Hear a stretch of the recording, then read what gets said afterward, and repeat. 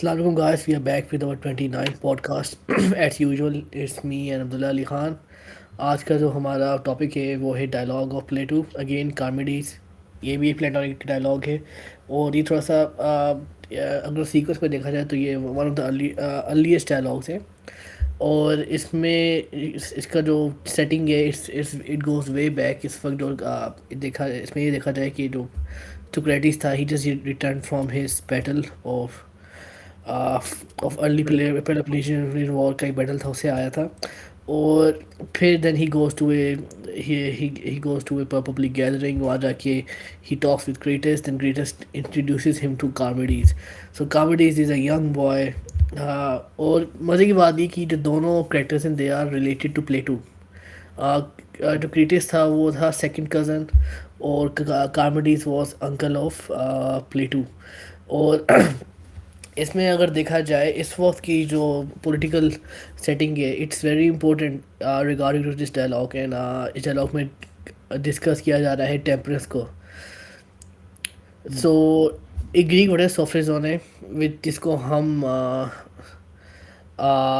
In English it's रफली translated into temperance. और इसमें पहले हम डिस्कस कर इट्स टॉक्स अबाउट रिस्ट्रेंट या क्रिस्टियन कहते हैं, सेल्फ कंट्रोल कह सकते हैं इसको, या फिर इसको सिंपल इंग्लिश वर्ड्स में जिस तरह हम इसको इस डायलॉग में इसको एड्रेस करेंगे we will be addressing it as temperance. तो या सो फर्स्ट जो उसका जो करेक्टर है जिसके साथ प्लेटो जो डायलॉग कर रहा है इट्स क्रिटियस। क्रिटियस का एक पॉलिटिकल बैकग्राउंड है और it go at this character goes till death of Socrates. He saved Socrates from public execution, and then he gave him a choice to choose his death, whether it was from public exile or it was from drinking poison.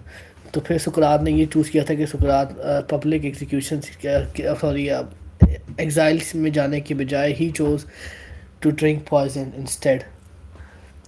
तो या क्रिटिस की अगर हम background अगर हम इसको discover करें, he was a writer. He was आप कह लो कि राइटर था बहुत ज़बरदस्त किस्म का। He used to write tragedies, he used to do public speaking and he was well respected in his community prior to his descension as a you can say tyrant. जब सेकेंड पेलोपोनेशियन वॉर में Athens हार के Sparta से, और उस वक्त का जो जनरल था स्पार्टस का अलेक्जेंडर ने 30 टायरेंट्स को लगाया था, ओलिगार्की की शेप में लगाया था इनकी गवर्नमेंट को। तो उनमें 30 टायरेंट्स में थे, जो सबसे जो वर्स्ट टायरेंट था it was said to be Critias. और क्रीटियस ने इट इज़ सेड कि Critias was involved in execution of 5% population of Athens. Athens की 5% पॉपुलेशन इस बंदे ने उड़ा दी थी। और he was a very greedy individual, बहुत टायरेंट था। ज़्यादातर ये अपनी पावर को मिस यूज़ करके इसने लोगों की लैंड्स को, उनकी दौलत को हत्याया। और पहली बात ये है कि इसका जो करेक्टर एसोसिएट होता है विद सोक्रेटिस, क्योंकि उस वक्त लोग people were just finding ways to you can say to put a blame on anyone. और सोक्रेटिस उस वक्त काफ़ी प्रोमिनेंट था और सोक्रेटिस की जो टीचिंग्स थी और टीचिंग्स के इफ़ेक्ट को देख रही थी सोसाइटी एज अ होल। पहली तो बात ये कि जो एल्केबाइडीज था जिसे हम बात करेंगे, जो बैटल था जिससे रिटर्न हो रहा है सोक्रेटिस इस डायलॉग में, इस बैटल में एल्केबाइडीज को बचाया था सोक्रेटिस ने during the battle. That is why Alcibiades और सोक्रेटिस बहुत ज़बरदस्त आपके लोग दोस्त थे आपस में। फिर एल्केबाइडीज और क्रीटिस एक वक्त में इसके स्टूडेंट भी थे सोक्रेटिस के। They were very keen followers of Socrates और ये इसकी हर बात सुनते थे और मानते थे। अब लोग देख रहे हैं कि इन दोनों बंदों का इफेक्ट क्या पड़ा है एथेंस की पॉलिटिक्स के ऊपर। Alcibiades was he turn into a traitor. Alcibiades second Peloponnesian war जो कि हुई ग्रीस के ख़िलाफ़, एथेंस के ख़िलाफ़, इसमें बाकायदा Alcibiades was from Athens but he was fighting alongside of Spartans in this war. और क्रीटियस को देखा जाए, अब लोगों ने देखा Critias was a follower of Socrates as well. और क्रीटियस ने भी जिस तरह का टैलेंट बना और जिस तरह की ओलिगार्की को वो बैक करा था, which type of oligarchy he was standing with, तो सोक्रेटिस की जो आप कह लें कि जो पब्लिक स्टैंडिंग थी वो और उसकी जो इमेज थी वो और वीक हो गई। दूसरी बात ये है कि Critias was also an atheist. He doesn't he used to refute religion of that time. Critias used to say कि religion है ये powerful politicians ने बनाया हुआ मैसेज को control करने के लिए और उनसे blessings लेने के लिए, which can be said truth, but it but again उसका ये जो था, आप कह लें कि इसका जो ये मौक़िफ़ था, it was also put on Socrates की। सोक्रेटिस भी यही बात करता है, he is also against our religion and see what his students are doing to our society.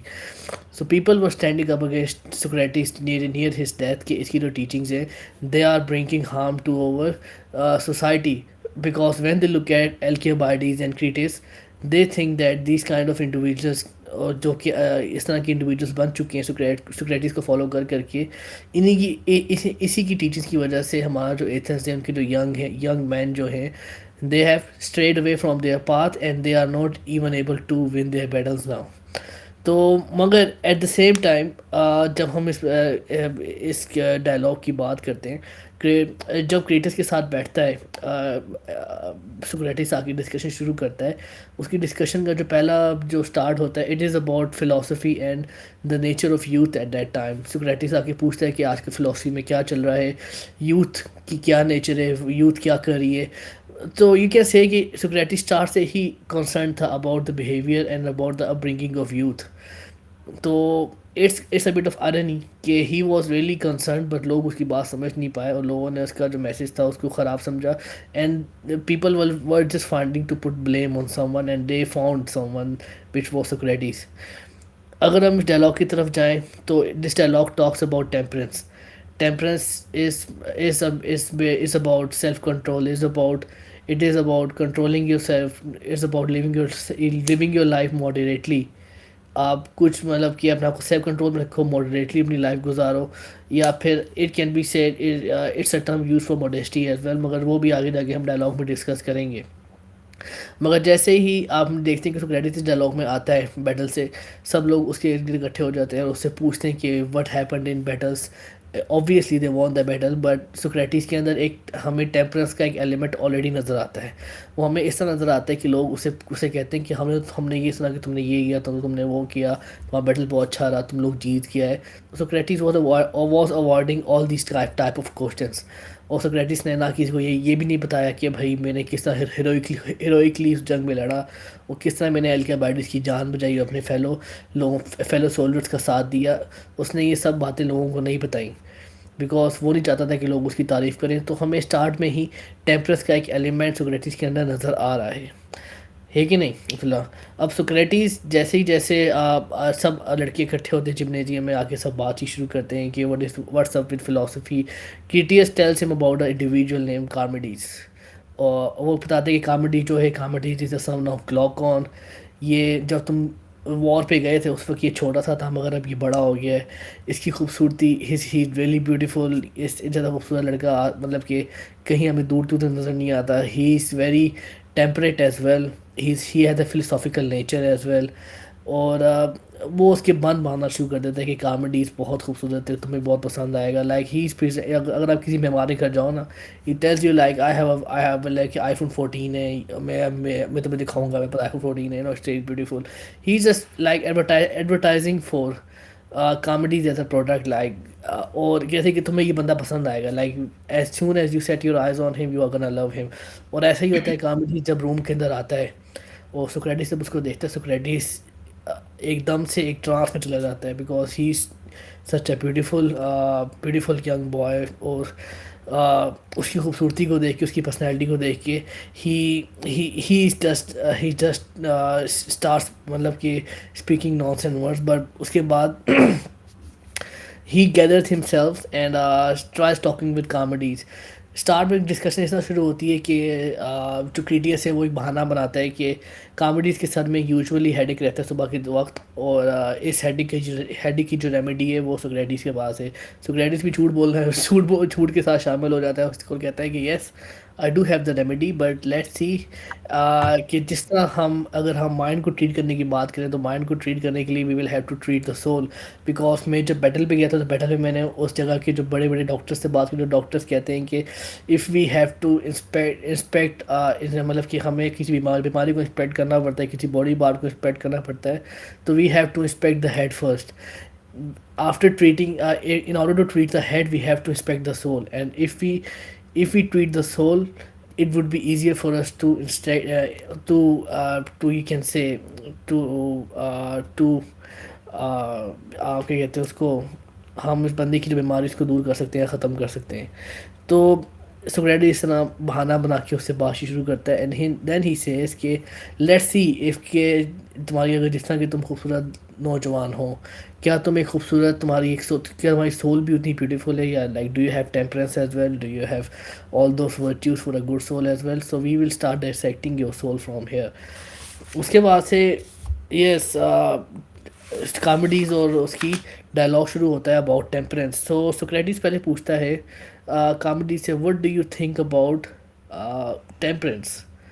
तो कॉमेडी से कहता है कि what I think about temperance is that temperance का मतलब ये है कि हम अपना काम खामोशी से करें, और खामोशी से करें और सुकून से करें, या फिर स्लोली और खामोशी से हमने दिन, मतलब कि अगर हम चल के भी जा रहे हैं तो स्लोली और खामोशी से चल के जाएं, अगर हम ना कोई भी दिन का काम करें, रीडिंग है तो वो भी खामोशी से करें, राइटिंग है वो भी खामोशी से करें, और स्लोली और क्वाइटली करें। तो ही सेज कि स्लोली और quietly is temperance, mean slow and quiet is temperance. But again Socrates अपना सोक्रेटिक मेथड यूज़ करते हुए उसको रेफ्यूट करता है। सोक्रेटिस से कि we will have to see if temperance is admirable and desirable, whether slow slow and steady, या फिर आप कह लो कि स्लो और quiet is desirable as well और no. Then he start giving him an example. उसने कहा कि अगर एक बंदा, if you take two individuals, एक जो बंदा है वो he is able to think quick and easily and smart, मतलब कि वो जल्दी सोचता है और वो जल्दी एग्जीक्यूट करता है, is he better than the person who is slow and quiet. He says no, definitely no, क्योंकि जो बंदा जल्दी सोचता है, ही थिंक्स क्विकली, और वो और जल्दी एग्जीक्यूट करता है, और he understand things easily, that person is my way more better than the person who is thinking and doing his things slowly and quietly. Then उसके बाद उसको वो और एग्जांपल देता है Socrates gives him an example कि if we what do we how do we tell if a person is a good wrestler. अगर एक रेसलर है, अगर एक wrestler quickly he is able to move quickly and and he's able to defeat his opponent easily, or whether he's slow and quietly, will he be able to produce the same results। comedies फिर खामोश हो जाते हैं, comedies कहते हैं no। so at the end they उसको Socrates से क्या, ये इस आर्ग्यूमेंट से आप कह लो कि निचोड़ियाँ निकालता है कि as temperance is admire is आप कह लो कि इज एडमिरेबल, सिमिलरली आप कह लो easy and quick is admirable as well. Note कि आप स्लोली या फिर स्टेडीली या फिर स्लोली या quietly is not admirable in every way you do things. तो उसके बाद अगर हम सेकंड उसकी तरफ जाए, आर्ग्यूमेंट की तरफ, विच इज़ सोक्रेटिस, ठीक है। Do you want to continue from here Abdullah और शुड आई? या बेसिकली इन शॉर्ट कार्मडीज ये कह रहा होता है कि यार टेम्परेंस जो है ना, इट्स बेसिकली क्वाइटनेस और मॉडेस्टी। और वो कहता है टेम्परेंस क्योंकि इट इज़ ऑलवेज गुड, तो modesty and quietness should always be good as well, क्योंकि हमने दोनों को इक्वेट कर दिया। तो सोक्रेटिस दिखाता है कि अच्छा, according to your definition temperance is always good and temperance is also modesty and quietness, but in some cases quietness is not always good like you just showed, and modesty is also bad in some cases. तो यहाँ से influence होती है कि quietness and modesty are not the right definition of temperance, and they are not both good always. तो Charmides के बाद कहता है, कार्मडीज कहता है कि मैंने क्रिटियस से एक कोर्स सुनी हुई है डेफिनेशन टेम्परेंस की। क्रिटियस जो इस डायलॉग का पार्ट साथ ही होता है जहाँ पर ये लोग बात कर रहे होते हैं। वो कहते हैं कि क्रिटियस के मुताबिक temperance is basically minding our own business.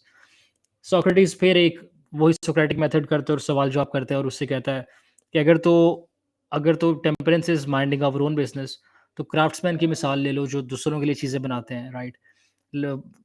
कुछ भी बनाते हैं दूसरों के लिए, तो they are doing other people's businesses while making money out of it. तो are they not temperate? Sorry. तो इस तरह वो एक दो और मिसालें देते हैं ऑन दिस सेम डोमेन, और वो कहता है कि temperance can not be minding our own business, इसके अलावा कोई और डेफिनेशन होनी चाहिए which should be the right definition of temperance. और उसमें क्रिटियस। वही उसमें वो वही बात करते हैं, जैसे कि हम we it gives a flash back to the Republic. उसमें सोक्रेटिस ने ये कहा था कि each person should do what he is capable to do और व्हाट ही डज। मतलब कि जिसमें वो एक्सपर्ट है वो वही चीज़ करे। अगर एक बंदा घर बना सकता है तो वो बाकी लोगों के लिए घर बनाए, वो अपनी सर्विसेज एक आइडियल सिटी में। तो अगर जिस तरह अब क्रिटियस की ये जो डेफिनेशन है इसके मुताबिक तो हमें अपने घर भी खुद बनाने चाहिए, अपनी काश्तकारी भी खुद करनी चाहिए, अपने जूते भी खुद बनाने चाहिए। विच वो क्यों, ऐसा तो कुछ भी नहीं, ऐसा तो किसी भी आइडियल स्टेट में या सिटी में अभी, आइडियल तो क्या किसी भी कंट्री में भी, नॉर्मल स्टेट में भी ऐसा नहीं पॉसिबल। हम्म इस तरह तो if I minding my own business I might not be temperate, but लेकिन उस डेफिनेशन के हिसाब से I am already temperate which I am not, so this definition is obviously not the right one. Critias खुद jump इन करता है कुछ कह रहे हो वलीद? ना ना, अच्छा, ऑल गुड। क्रिटियस पे खुद जंप इन करता है और वो कहता है अच्छा, how about this temperance, I think so is it lies in doing good. Socrates फिर कहता है कि क्या ये प्रोपोजिशन तुमने दी है, does it confine itself only to doing good to oneself या doing good to all people including oneself and others? But फिर सोक्रेटिस जल्दी उसको एक दो और मिसालों के साथ दिखाता है कि कुछ लोगों को नहीं पता होता what is good for them and what is good for others and what is good for everyone and what is harmful for everyone. तो क्योंकि उनकी जजमेंट और इंट्यूशन, क्योंकि ह्यूमन नेचर का पार्ट है, we not all that rational, all of us are not rational, all of us, हमारी judgement इतनी नहीं होती है उस लेवल की कि हम समझ सकें हमारे लिए क्या अच्छा है, दूसरों के लिए अच्छा है। We might actually do bad things to other people are which we think are good for them. तो इस तरह टेम्परेंस की डेफिनेशन ये नहीं हो सकती कि temperance only lies in doing that which is good and what is the good. Socrates इस पे थोड़ा एक्सपैंड करता है। क्रिटियस फिर कहता है कि यार हम टेम्परेट हो सकते हैं विदाउट हैविंग नॉलेज कि हम टेम्परेट हैं, और वो फिर इंटायर आर्गुमेंट को ना रिवाइज करके कहता है कि it is the new definition of temperance, कि आपको पता हो कि आपकी वीकनेसेस क्या हैं, आपकी स्ट्रेंथ्स क्या हैं, you should have knowledge of the self, आपको अब अक्स के बारे में नॉलेज होना चाहिए basically, that's what Critias says. Critias कि temperance is the science of man's self, इंसान जो अपने आप को जानता है, अपने आप को तलाश करता है और अपने आप के बारे में कंप्लीट नॉलेज हासिल करता है, which is a very big statement, it's not practical be conscious of 100% of your self, जो कि हो ही नहीं सकता। If we did that we would be gods omniscient which we are not। हम जान सकते हैं कुछ हद तक बट नॉट 100%। बट क्रिटियस कहता है कि you will be become temperate when you know the entirety of yourself. तो उस सेंस से तो इसकी डेफिनेशन पहले ही रिफ्यूट हो जाती है even before Socrates does that. तो इस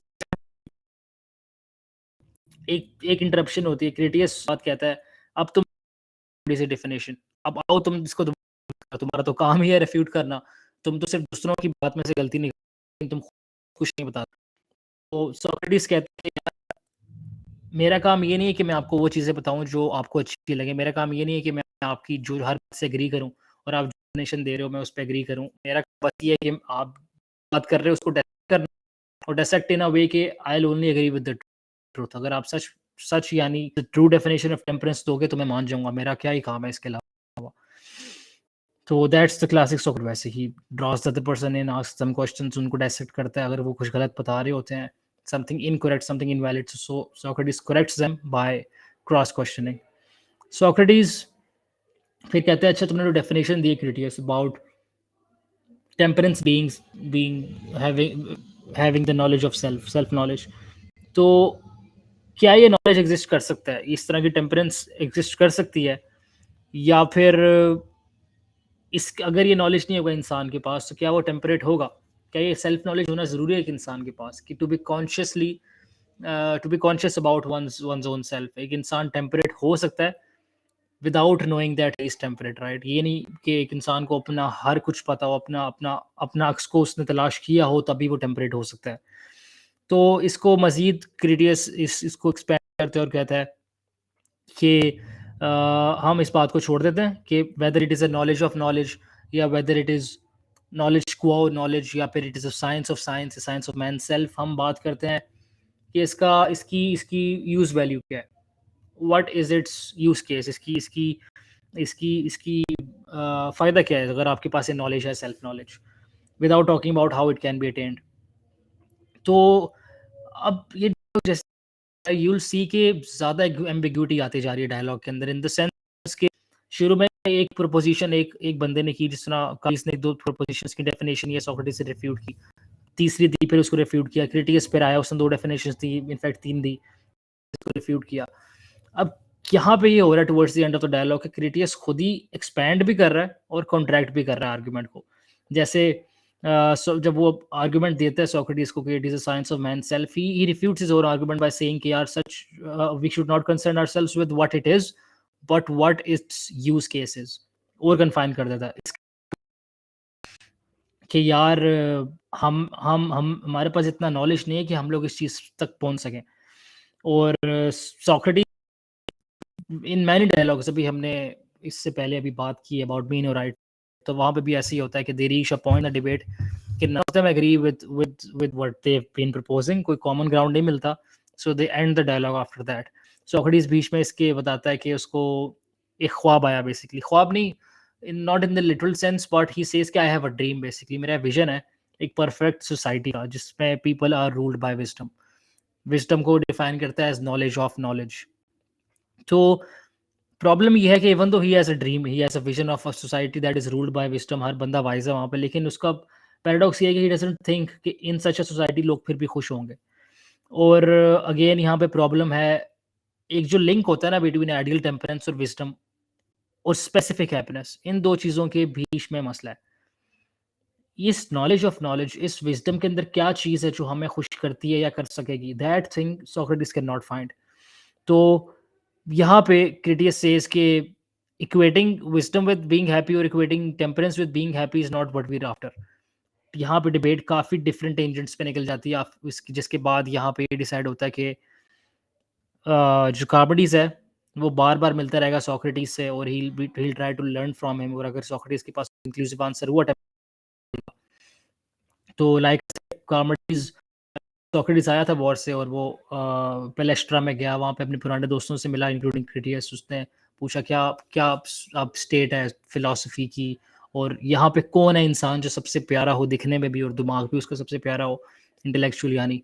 तो क्रिटियस को कहता है कार्बोडीज है, कार्बोडीज आता है, कार्बोडीज को वो बताता है कि मेरे सर में दर्द हो रहा है। क्रिटियस सॉरी सोक्रेटिस कहता है कि अच्छा मेरे पास एक दवा है जो ना सिर्फ तुम्हें सही करेगी तुम्हारे सर दर्द को, बल्कि तुम्हारी सोल को भी सही करेगी। टेम्परेंस की सारी बात होती है। At the end of it, Charmides is kind of charmed by the arguments that Socrates makes. So Charmides कहता है चलो ठीक है, इवन तो हमने एक कंक्लूजन रीच नहीं किया, I'll continue to learn from you, और हम इसके बारे में किसी और दिन किसी और डिबेट में बात करेंगे। That's pretty much the end of it. It was a very short dialogue, और it is even I would say a very ambiguous dialogue. Even though ये पढ़ते हुए मेरी थोड़ी बहुत मिसकंसेप्शन सही हुई थी, लेकिन by the end of it I did not have a conclusive answer, and I think so प्लेटो ये जान के करता है फॉर सेवरल रीजंस। मेरा मानना ये है कि प्लेटो प्रोपोनेंट ऑफ दिस आइडिया कि आप अगर एक इंसान को जस्ट आंसर्स हैंड ओवर कर दोगे ना तो they might take it for granted. It's similar to something my mom said कि अगर आपको खुदा सब कुछ ही सिखा दे, मतलब प्लेट में पेश कर दे कि दीज आर द आंसर्स, तो man would take for that for granted, so he has to find those answers himself. इस तरह प्लेटो अपने डायलॉग में ना, कुछ डायलॉग्स में there is a specific name for those kind of anaplectic कहते हैं उनको, I'm not sure what the name is, but out of the 27-28 Plato's dialogues, several of them are those kinds of dialogues जिनमें end पे answer नहीं दिया गया। I think so because Plato wants them to think about their own cognition, which is called metacognition. You think about how you think। जब Socrates refute कर रहा होता है even the invalid statements, it removes some kind of a doubt from your mind, and whatever remains, that must be the truth. That is what you called reaching the truth through deduction. Now you remove all the things which are not the truth, and whatever remains is the truth. That's similar to Michelangelo carving David का statue, which I'm a huge fond of। मैं उसका एक statue भी लेके आया हूँ, एक bust kind of, अपने मेरे कमरे में रखा है। तो Michelangelo, what he did was he said कि I removed everything that was not David, and whatever remained was David. That was a very peculiar answer, but yeah, so that was it for the dialogue। इसके and पे प्लेटो ने कोई inclusive answer नहीं दिया और बड़ी एक एम्बिगुअस स्टेट में एंड होता है, just like many other of Plato's dialogues. तो what do you have to say about this one? I'm still pretty confused about temperance, basically. But I would like to take your reviews. क्या क्या सोचते हो क्या what is temperance, Abdullah? यार, the very definition of temperance, hmm, it's linked to this element of moderation, मेरी मेरी नज़र में, कि आप जो भी कर रहे हो, you should have some kind of a modest approach, कि if you're a very licentious और a very pleasure seeking person, you're bound to your sense perceptions, आपको हमेशा प्लेजर मैक्सिमाइज करना है, हिडोनिस्टिक की तरह के इंसान हो अगर आप, तो आई एम नॉट सेइंग कि that's a very wrong approach to life, it depends on your values, your outlook towards life, but उसके अंदर भी एक मॉडरेशन का एग्जांपल है कि इफ़ यू, एक डायलॉग भी था प्लेटो का on this very topic about pleasure seeking, और if you not modest in that approach, it will only lead you towards that corruption of your soul. तो मेरी नज़र में temperance is linked to moderation, कि whatever you do that with moderation. What do you Abdullah, if you remember, we discussed about tripart theory of soul, Yeah, we did. and उसमें basically ये था कि soul के three parts हैं, which one is which is reason, other are desires, and the other one is soul itself. I think so. Yes. Repetitive था, vegetative था, और यार इट्स बेसिकली आपकी होते हैं, एक very simple words, it's your pleasurable desires, फिर it's your rational part, and the third is जो आप दोनों के बीच में मेडिएट करती है, जिस तरह आप एड्स ईगो सुपर ईगो वाला कॉन्सेप्ट ले लो, समथिंग सिमिलर टू दैट. तो बेसिकली तो शैरियट की आ, मिसाल थी. कैरेट की वो बिल्कुल, तो इसी तरह अगर आप देखा जाए इजन टेम्परेंस की, अगर हम उस तरह की जिस तरह सोक्रेटिस ने रिपब्लिक में कहा था कि if we could create a balance between our three parts of soul, maybe temperance is that as well, कि हम अपनी जो अनहेल्दी एपेटाइट्स हैं उनके ऊपर कंट्रोल पा सकें विद अवर रैशनल थिंकिंग, और उनको अपने अपनी सोल के ऊपर ओवरकम ना करने दें. मे बी इन तीन चीज़ों का जो आप कह लो कि बैलेंस जो है, it is temperance itself as well. हाँ, क्योंकि जो जो एलिगरी ऑफ द शैरियट उसने पेश की थी in Phaedrus, if I am not wrong, Phaedrus dialogue में उसने पेश की थी the allegory of the chariot. वो कहता है कि एक एक घोड़ा है बेसिकली, वाइट घोड़ा है, उसके पीछे दो काले घोड़े हैं, और जो वाइट घोड़ा है that is your rational part, जो काला, दो काले घोड़े हैं, one is your desire for honour, the other is your desire for pleasurable sensations. So the rational part will kind of keep both of these in check, the desire for honor and desire for pleasurable sensations.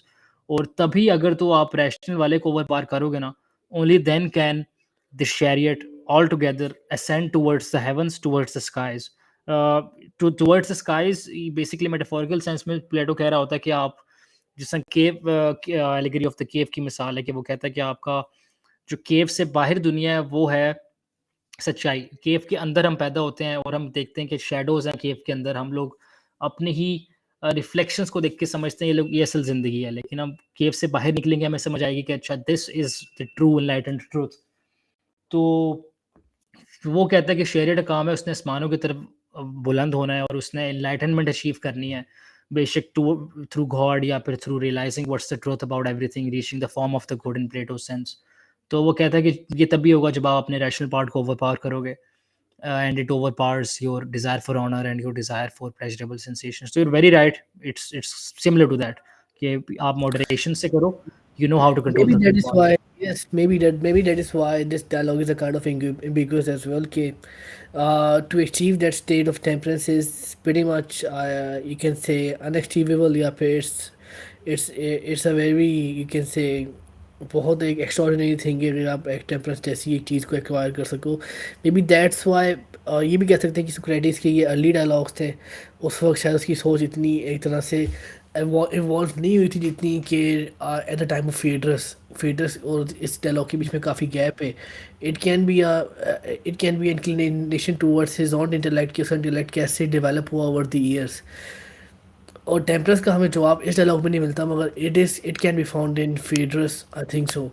So Yes, maybe he was not able to answer the questions at that time, but he was able to give us the tripart theory of soul, the allegory of cave, the allegory of chariot as well. This is all is coming from the same individual, which is Socrates. So मतलब कि Socrates पहले इन सारी चीज़ों को नहीं समझता था, मगर with time, with passage, with his through his own journey, he was able to deduce these things. Yeah, you might be very right about this, क्योंकि if you read the early dialogues, तो आप discourse का जो content है उसको अगर compare करो towards the later dialogues, तो you'll see how much that thought has progressed.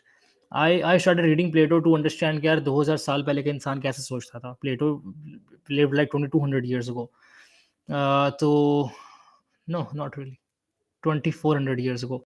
तो मैंने शुरू किया था कि यार मैं देखूँ पुरानी सोच किस तरह की थी, और मैंने इवन जब प्लेटो के अर्ली और लेटर डायलॉग से कंपेयर किया तो काफ़ी शिफ्ट था in in in the strength of the arguments. तो you might be very right, ऐसा बिल्कुल हो सकता है. और या फिर उसने छोड़ा कि it is such a complicated notion temperance itself, कि वो आप फुली ग्रैस्प नहीं कर सकते. या फिर basically it's linked to all the other virtues, कि बाकी सारी वर्च्यूज़ को आपने ऑक्यूपाई किया इन सच अ सेंस कि it is moderate and it is in a way कि आपको मैक्सिमाइज़ हो आपकी goodness in such a way, बिल्कुल, but may entire be maybe complexity like. बिल्कुल, बिल्कुल सही कहा अब्दुल्ला आपने। And maybe it is कि आप सारी वर्च्यूज़ को एक्वायर करके उन सबको मॉडरेट रखो, या फिर सबको आपस में इन चेक रखो कि एक वर्च्यू दूसरी वर्च्यूज़ के सब को सरपास ना कर जाए, कि आप में हुँ, सारी वर्च्यूज़ मॉडरेटली प्रेजेंट हों। हुँ, और maybe there is temperance as well, कि फॉर एग्जांपल वर्च्यूज़ की भी डिफरेंट किस्म होती हैं। Generous, being generous is a virtue as well. अगर हुँ. आप बहुत ज़्यादा जनरस हो और बाकी वर्च्यूज़ आपकी नहीं है, इट्स नॉट टेम्परेंस। मगर आप के अंदर बाकी सारे वर्च्यूज़ भी हैं, then you have generosity as well, then you are temperate as a whole. So what do you think about that? You're very right. It might also be linked to tolerance. I'm not sure if I'm right at that, but Yep. tolerance, I think so. It could also be a virtue. Okay, Yes, you're open to new ideas. yes, या You're आप not वही really बिल्कुल वही बात है। holding that against other people कि if they differ from your views. Yep, you're very right. Abdullah, again, very productive discussion over here, and I hope people get our message. Okay, Abdullah, we will finish our dialogue over here. And till then, take care. Allah Hafiz.